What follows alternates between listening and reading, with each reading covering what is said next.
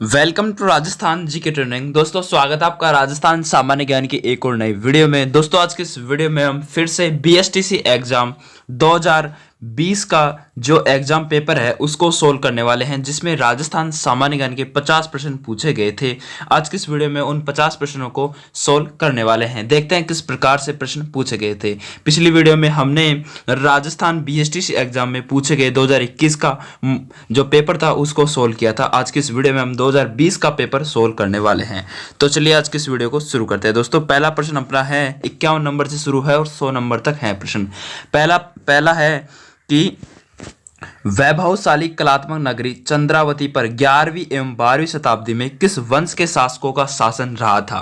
वैभवशाली कलात्मक नगरी चंद्रावती पर 11वीं एवं 12वीं शताब्दियों में किस वंश के शासकों का शासन रहा था, बता दीजिए दोस्तों। इसका सही आंसर आ जाएगा आबू के परमारों का यहाँ पर शासन रहा था 11वीं एवं 12वीं शताब्दियों में। ठीक है। दूसरा है दोस्तों क्षेत्रपाल राजस्थान की संस्कृति का एक महत्वपूर्ण पहलू है, पूजा जाता है। किसके रूप में पूजा जाता है? क्षेत्रपाल। दोस्तों क्षेत्रपाल क्या है दोस्तों, आप सबको पता होना चाहिए। ये एक ग्राम देवता के रूप में पूजा जाता है क्षेत्रपाल को। क्षेत्रपाल हम कहते हैं ना कि ये तो हमारा गांव का देवता है, तो गांव का देवता को क्षेत्रपाल के रूप में पूजा जाता है। तीसरा है दोस्तों कि निम्नलिखित में से कौन सा वाद्य यंत्र तत्वाद्य यंत्र नहीं है। कौन सा इसमें से तत्वाद्य यंत्र नहीं है? तत् का मतलब जो तार से बजाया जाता है उसको तत्वाद्य यंत्र कहते हैं। इनमें से कौन सा तत्वाद्य यंत्र नहीं है दोस्तों? सबको पता होना चाहिए दोस्तों, अलगोजा एक तत्वाद्य यंत्र नहीं है। ये फूंक द्वारा बजाया जाता है और दो बांसुरी जैसा दिखता है, जैसे मानो दो बांसुरी एक दूसरे के ऊपर जुड़ी हुई हो। ये एक तत्वाद्य यंत्र नहीं है, यह एक सुशिर वाद्य यंत्र है। और ये तीनों के तीनों क्या है दोस्तों? ये तीनों के तीनों तत्वाद्य यंत्र है। अगला क्वेश्चन है दोस्तों कि राजस्थान में क्षेत्रफल की दृष्टि से सबसे छोटा जिला कौन सा है। राजस्थान में क्षेत्रफल की दृष्टि से सबसे छोटा जिला कौन सा है? बिल्कुल सरल प्रश्न दोस्तों, मुझे आशा है कि आप इसका उत्तर आसानी से दे सकते हो। सही आंसर क्या आ जाएगा? धौलपुर इसका सही आंसर आ जाएगा दोस्तों, क्योंकि हमें पता है कि राजस्थान में क्षेत्रफल की दृष्टि से सबसे छोटा जिला धौलपुर है और सबसे बड़ा जिला जैसलमेर है। अगला है दोस्तों कि राजस्थान में विद्यालय एवं व्यापक शिक्षा योजना निर्माण क्रियान्वयन एवं मूल्यांकन के लिए सर्वोच्च शैक्षणिक संगठन कौन सा है। राजस्थान में विद्यालय एवं व्यापक शिक्षा योजना निर्माण क्रियान्वयन एवं मूल्यांकन के लिए सर्वोच्च शैक्षिक संगठन कौन सा है? कौन सा है दोस्तों? यह है दोस्तों RSCIT उदयपुर है। RSCIT उदयपुर है। अगला है दोस्तों क्वेश्चन नंबर 56वां है कि कोटा के किस शासक के काल को कोटा स्कूल की चित्र शैली का उत्कृष्ट काल माना जा सकता है। कोटा के किस शासक के काल को कोटा स्कूल की चित्र शैली का उत्कृष्ट काल माना जा सकता है? क्योंकि दोस्तों पिछला हमने 2021 का जो पेपर देखा था उसमें भी मेवाड़ शैली से प्रश्न आया था और इसमें कोटा शैली से प्रश्न पूछा गया है। तो आपको हस्तकला पर ज्यादा ध्यान देना है दोस्तों, चित्रकला और हस्तकला पर आपको ज्यादा फोकस करना है। इसका सही आंसर क्या आ जाएगा दोस्तों? महाराव उम्मेद सिंह फर्स्ट के शासन काल में कोटा स्कूल की चित्र शैली का उत्कृष्ट काल माना जाता था। अगला है दोस्तों 57वां, जयपुर के महाराजा सवाई जयसिंह ने किन स्थलों पर वैधशालाओं का निर्माण करवाया था। सबको पता है दोस्तों, बच्चे को पता है कि जयपुर के महाराजा सवाई जयसिंह ने, जयपुर के जो महाराजा थे सवाई जयसिंह ने, उन्होंने जयपुर, वाराणसी, उज्जैन और मथुरा और दिल्ली इन शहरों के अंदर वैधशालाओं का निर्माण करवाया था, यानी कि जंतर मंतर का निर्माण करवाया था। अगला है दोस्तों भारतीय संसद में राजस्थान से कितने सदस्य चुने जाते हैं। भारतीय संसद में राजस्थान से कितने सदस्य चुने जाते हैं? दोस्तों ये पॉलिटी का क्वेश्चन है, राजनीति विज्ञान से उठाया गया क्वेश्चन है कि भारतीय संसद में राजस्थान से कितने सदस्य चुने जाते हैं। सबको पता होना चाहिए दोस्तों, अपने भारतीय संसद में राजस्थान से 35 सदस्य चुने जाते हैं। अगला है दोस्तों राजस्थान में 1857 की क्रांति का केंद्र कहाँ था। राजस्थान में 1857 क्रांति का जो केंद्र था वो कौन सा था, वह ये कहाँ था? तो ये था दोस्तों नसीराबाद में था। गई बार 2021 में भी दोस्तों इसी से पूछा गया था, ये 1857 की क्रांति का ही। ठीक है। अगला है दोस्तों कि बंगाल की खाड़ी में गिरने वाली राजस्थान की नदियों का सही युग्म निम्न में से कौन सा है। बंगाल की खाड़ी में गिरने वाली राजस्थान की नदियों का सही युग्म निम्न में से कौन सा है? कौन सी नदी इनमें से बंगाल की खाड़ी में गिरती है दोस्तों? सबको पता होना चाहिए दोस्तों, ये है अपनी काली सिंध और गंभीरी, जो दो नदी हैं ये दोस्तों बंगाल की खाड़ी में गिरती है दोस्तों। ठीक है दोस्तों, चलिए नेक्स्ट प्रश्न के बारे में बात करते हैं कि फल्गुबाई का संबंध किससे है। दोस्तों फल्गुबाई का संबंध अपने चरी नृत्य से है। चरी नृत्य जो गुजरी महिलाओं द्वारा किया जाने वाला नृत्य है दोस्तों, ये फल्गुबाई अपने चरी नृत्य से संबंधित है। अगला है दोस्तों ये एक नृत्यांगना है। अगला है दोस्तों कि कीर्ति स्तंभ एवं विजय स्तंभ कहाँ स्थित है। कीर्ति स्तंभ एवं विजय स्तंभ कहाँ स्थित है, कहाँ पर है, किस जिले में स्थित है कीर्ति स्तंभ और विजय स्तंभ। दोस्तों सबको पता होना चाहिए, ये अपने चित्तौड़गढ़ जिले में है कीर्ति स्तंभ और विजय स्तंभ।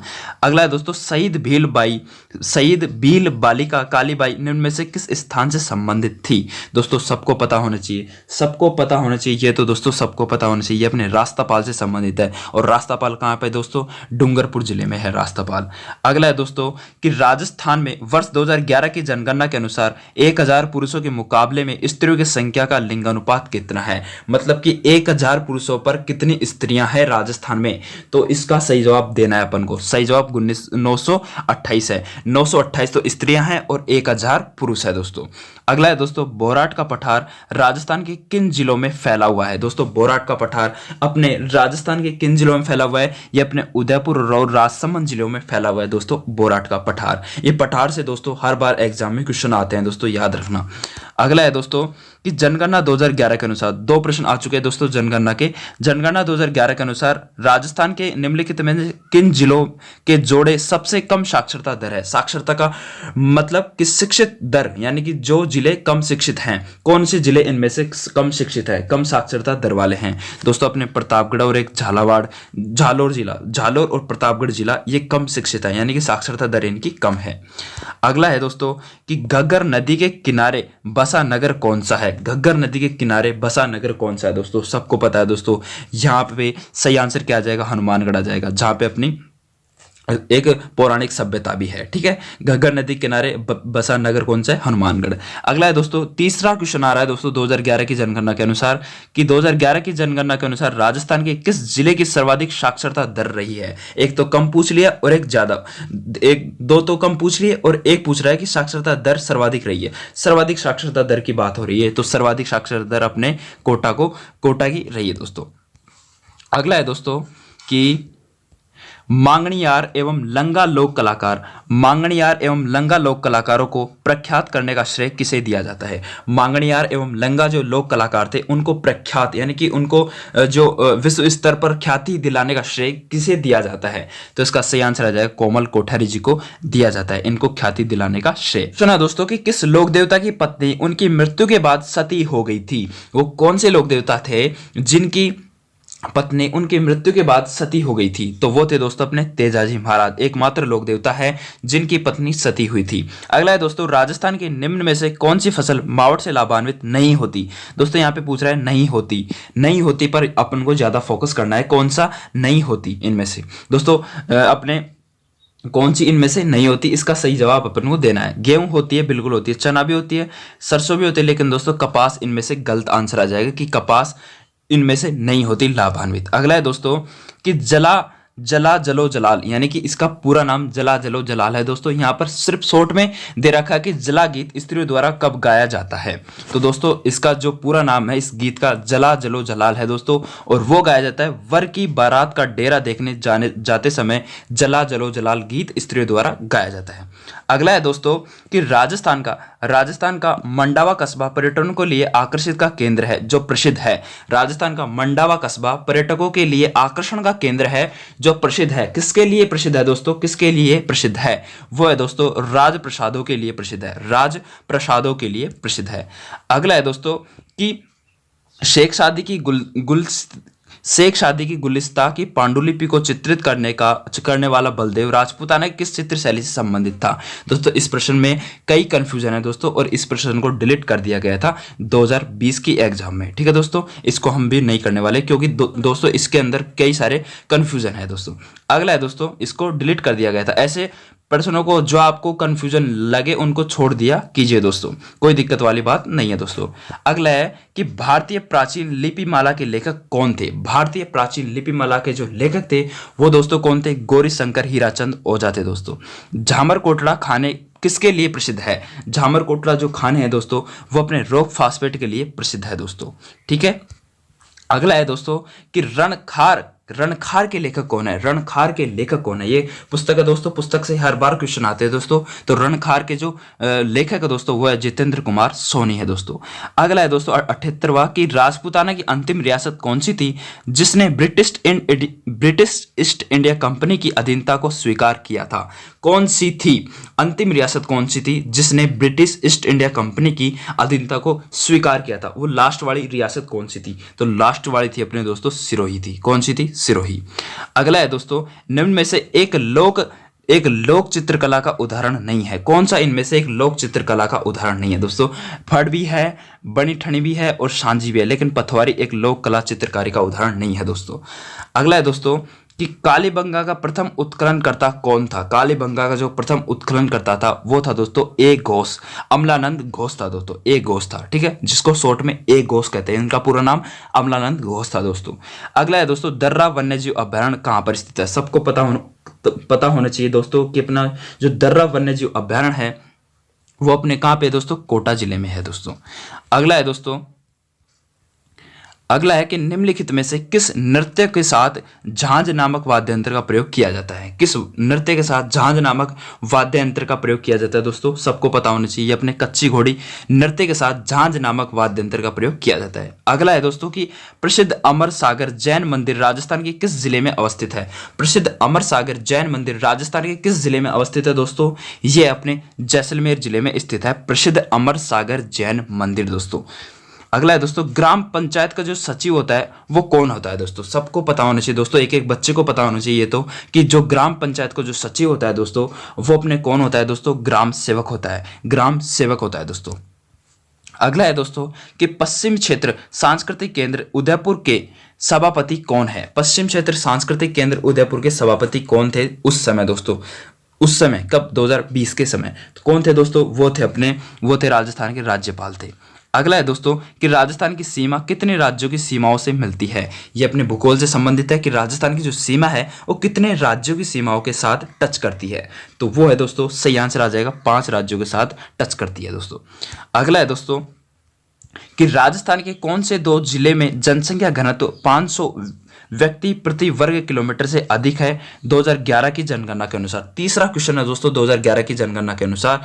लगभग इनमें से 3 प्रश्न पूछे गए थे 2011 की जनगणना के अनुसार। तो इनमें से पूछ रहा है कि राजस्थान के कौन से 2 जिले में जनसंख्या घनत्व 500 व्यक्ति प्रति वर्ग किलोमीटर से अधिक है? और भरतपुर जिले के अंदर 500 व्यक्ति प्रति वर्ग किलोमीटर से अधिक है। अगला है दोस्तों कि महाराणा कुंभा के शासन काल में दिल्ली सल्तनत में किन राजवंशों का शासन था? महाराणा कुंभा के शासन काल की पूछ रहा है दोस्तों कि महाराणा कुंभा के शासन काल के दौरान दिल्ली सल्तनत में किन राजवंशों का शासन था? दोस्तों आप सबको पता होना चाहिए ये अपने जो महाराणा कुंभा थे उनके समय एक तो सैयद वंश का लोधी वंश था दोस्तों, सैयद और लोधी वंश था दोस्तों। अगला है दोस्तों कि प्रसिद्ध पर्यटन स्थल सामोद महल राजस्थान के किस जिले में स्थित है दोस्तों? सबको पता होना चाहिए दोस्तों सामोद महल तो अपने कहाँ पे? जयपुर में है दोस्तों, जयपुर में। अगला है दोस्तों राजस्थान का क्षेत्रफल भारत के क्षेत्रफल के कितने प्रतिशत के लगभग है? जो राजस्थान का जो क्षेत्रफल है वो भारत के क्षेत्रफल के कितने प्रतिशत लगभग है? वो अपने दोस्तों 11% के लगभग। कितना? 11% के लगभग। और अपन फिक्स पूछ लेता तो 10.41 कर देते अपन दोस्तों, 10.41, लेकिन इसमें पूछ रखा है 11% तो 11% आएगा। अगला है दोस्तों कि निम्नलिखित में से राजस्थान के किस जिले की अंतर्राष्ट्रीय सीमा सबसे छोटी है? निम्नलिखित में से राजस्थान के किस जिले की जो अंतर्राष्ट्रीय सीमा है वो सबसे छोटी है? पाकिस्तान के साथ सबसे कम सीमा कौन सा जिला बनाता है? तो वो बनाता है अपने दोस्तों बीकानेर जिला, और यही इस प्रश्न में पूछ रहा है दोस्तों। अगला है दोस्तों राजस्थान में अगला है कि राज्य में आवास संबंधी आवश्यकताओं की पूर्ति हेतु राजस्थान आवासन मंडल की स्थापना कब की गई थी? तो ये पूछ रहा है दोस्तों राजस्थान आवासन मंडल की स्थापना कब की गई थी? तो ये की गई थी दोस्तों 24 फरवरी 1970 को राजस्थान आवासन मंडल की स्थापना की गई थी। अगला है दोस्तों सम्मिलित करने वाला क्वेश्चन है, और ये ऐसे प्रश्न कई बार पूछे जाते हैं दोस्तों। इसका अपन को सही जवाब देना है। इसका क्या करना है? सही जवाब देना है। एक तरफ है दोस्तों लेखक और दूसरी तरफ है सूची, ग्रंथ सूची की सूची फर्स्ट को सम्मिलित कीजिए और सूचियों के नीचे दिए गए कूटों से सही उत्तर का चयन कीजिए। तो अपन को सही उत्तर का चयन करना है दोस्तों हमें पता है कि लेखक और ग्रंथ के बारे में हमें वो करना है, मिलान करना है दोस्तों। और इसका सही जवाब क्या आ जाएगा, अभी हम मिलान करने की कोशिश करते हैं दोस्तों, इसका मिलान करने की कोशिश करते हैं। तो दोस्तों कर्णिदान का हमें पता है कि कर्णिदान ने एक ग्रंथ लिखा था जिसका नाम है सूरज प्रकाश, तो सूरज प्रकाश अपने कर्णिदान का आ जाएगा। और दोस्तों दौलत विजय ने एक ग्रंथ लिखा था, वो था दोस्तों कौन सा था, दौलत विजय ने एक ग्रंथ लिखा था और वो ग्रंथ का नाम था खुमान रासो। कौन था, खुमान रासो, तो ये आ जाएगा, ठीक है। और पद्मनाभ जो ग्रंथ है दोस्तों पद्मनाभ जो लेखक है उसने एक ग्रंथ लिखा था, वो था कानड़देव। और अपने जगजीवन भट्ट ने एक अजीतोदय ग्रंथ लिखा था। तो सही आंसर आ जाएगा इसका फर्स्ट, ठीक है, DCBA सही आंसर आ जाएगा। अगला क्वेश्चन है दोस्तों कि सिरोही राज्य प्रजामंडल का संस्थापक था, कौन था दोस्तों, सिरोही राज्य प्रजामंडल का संस्थापक कौन सा था, इनमें से अपन को सिरोही राज्य प्रजामंडल का संस्थापक बताना है, तो कौन सा था, गोकुल भाई भट्ट अपने सिरोही जिले से ही संबंधित थे। अगला दोस्तों राजस्थान के मंत्री परिषद के सदस्यों की अधिकतम संख्या होती है, राजस्थान में मंत्री परिषद के सदस्यों की अधिकतम संख्या कितनी होती है दोस्तों, ये अपनी होती है 30 होती है दोस्तों, कितनी होती है 30। अगला क्वेश्चन है दोस्तों कि भील जनजाति राज्य के किस भाग में मुख्यतः निवास करती है, भील जनजाति राज्य के किस भाग में निवास करती है, हमें पता है दक्षिण भाग में भील जनजाति सर्वाधिक राजस्थान में निवास करती है। अगला है दोस्तों राजस्थान में व्यापारिक फसलों में नरमा पूछ रहा है दोस्तों, नरमा किस फसल से संबंधित है, नरमा किस फसल से संबंधित दोस्तों, ये पूछ रहा है व्यापारिक फसल, तो व्यापारिक अपने कौन सी है दोस्तों, कपास नरमा से संबंधित है दोस्तों। अगला है दोस्तों राजपूताना मध्य भारत सभा की स्थापना कब हुई थी, राजपूताना मध्य भारत सभा की स्थापना दोस्तों ये हुई थी 1919 को हुई थी राजपूताना मध्य भारत सभा की स्थापना। अगला है दोस्तों कौन जोधपुर राज्य का शासक नहीं था, इनमें से नहीं पूछ रहा है दोस्तों, निम्नलिखित में से कौन जोधपुर राज्य का संस्थापक इनमें से नहीं था दोस्तों, ये था दोस्तों अनूप सिंह नहीं था दोस्तों, कौन नहीं था, अनूप सिंह नहीं था। अगला है दोस्तों और लास्ट क्वेश्चन है दोस्तों कि किस विधानसभा चुनाव में राजस्थान विधानसभा के सदस्यों की संख्या 184 से बढ़ाकर 200 की गई, किस विधानसभा चुनाव में राजस्थान विधानसभा की सदस्य संख्या 184 से बढ़ाकर 200 की गई थी, तो वो आ जाएगा दोस्तों, वो इसका सही आंसर आ जाएगा छठी विधानसभा के अंतर्गत की गई थी दोस्तों। तो दोस्तों ये थे अपने BSTC एग्जाम 2020 में पूछे गए राजस्थान सामान्य ज्ञान के 50 प्रश्न। दोस्तों आपको कैसी लगी यह वीडियो नीचे कमेंट के माध्यम से जरूर